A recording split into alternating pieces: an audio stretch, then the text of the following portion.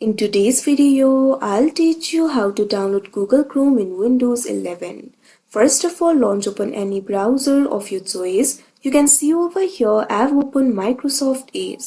So if you want to download the Google Chrome, it is actually very simple. For that, what you have to do is click on the search bar. Now type in google.com/Chrome. Press enter. Now once you do that, you can see over here you'll be led to the official website of Chrome. From here you'll be able to download the Google Chrome. So what you have to do is click on this option, download Chrome, that you can see on the screen.